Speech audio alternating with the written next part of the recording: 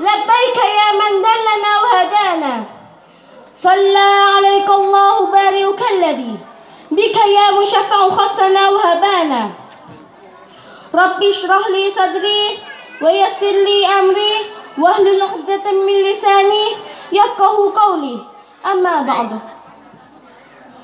قال الله تعالى في كتابه العزيز أعوذ بالله من الشيطان الرجيم بسم الله الرحمن الرحيم لقد كان لكم في رسول الله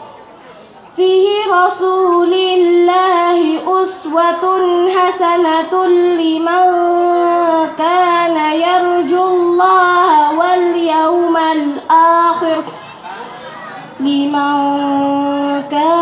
يرجو الله واليوم الآخر وذكر الله كثيرا صدق Allahul Adzim.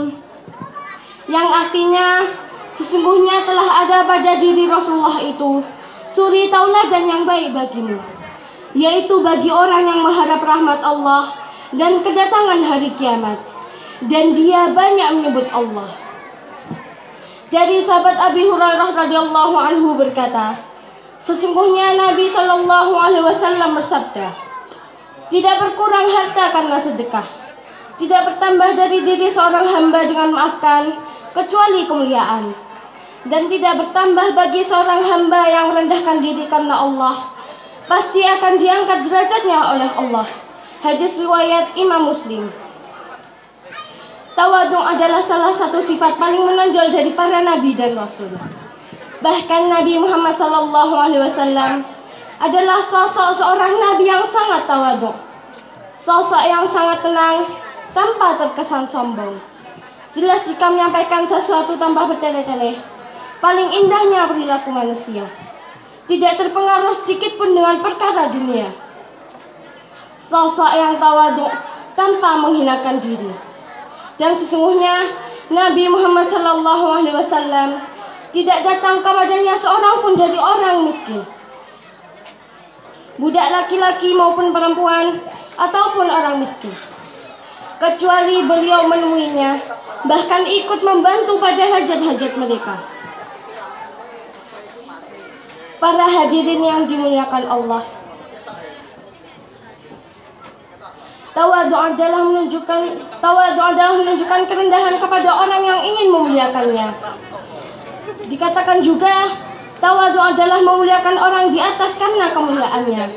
Dan berkata Al-Imam Ibn Atta, tawadhu adalah menerima kebenaran dari setiap orang yang mengucapkannya. Dan tawadhu dibagi menjadi dua, tawadhu yang terpuji dan tawadhu yang tercela. Adapun yang pertama adalah tawadhu yang terpuji, yaitu tawadhu kepada Allah Subhanahu wa taala dan kepada hamba-hamba Allah. Allah Subhanahu wa taala berfirman, "Waqfid janahaka liman ittaba'aka minal mu'minin." Dan rendahkanlah dirimu kepada orang-orang yang mengikutimu dari orang-orang muslim. Adapun yang kedua adalah tawadhu yang tercela, yaitu tawadhu di depan orang kaya karena kayaannya atau di depan penguasa karena kuasaannya. Rasulullah Shallallahu Alaihi Wasallam bersabda, barang siapa yang tawadhu di depan orang kaya karena kayaannya, maka telah hilang sepertiga agamanya.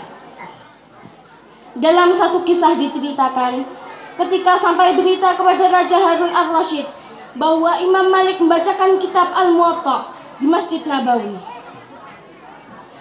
maka Raja Harun al-Rasyid pun mengutus utusan kepada Imam Malik dan berkata, datanglah ke istana kami dan bacakan di depan kami. Kami ingin mendengarnya. Maka Imam Malik pun menjawab pertanyaan Raja Harun al-Rasyid dan mengatakan kepada utusan sang raja, ilmu itu didatangi dan bukan mendatangi. Para hadirin yang dimuliakan Allah, termasuk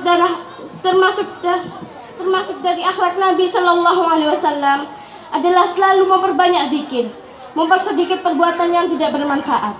Beliau biasa duduk di atas tanah, makan di atas tanah, dan beliau menjawab undangan dan panggilan dari siapapun tanpa membeda-bedakan, baik itu orang kaya, miskin, punya kedudukan ataupun tidak. Dan beliau tidak pernah merendahkan siapapun. Dan sesungguhnya Nabi Shallallahu Alaihi Wasallam selalu mendatangi undangan, memperhatikan orang-orang yang lemah, menjenguk orang-orang yang sakit, menziarahi dan mengantarkan jenazah-jenazah mereka. Bahkan Nabi Muhammad Shallallahu Alaihi Wasallam jika selesai sholat, beliau berbalik menghadap para sahabat dan bertanya, apakah ada orang yang sedang sakit untuk aku kunjungi? Jika mereka menjawab tidak, beliau akan berkata, apakah ada jenazah yang bisa aku antarkan? Jika mereka menjawab tidak, beliau akan berkata, barang siapa yang bermimpi atau melihat sesuatu, hendaknya menceritakan kepada kami. Hadirin sekalian yang dicintai Allah, pernah suatu ketika Nabi Shallallahu Alaihi Wasallam masuk ke dalam pasar ditemani sahabat Abi Hurairah. Beliau membeli beberapa celana dan membawanya. Kemudian Abi Hurairah radhiyallahu anhu mendekat, bawa barangnya. Itulah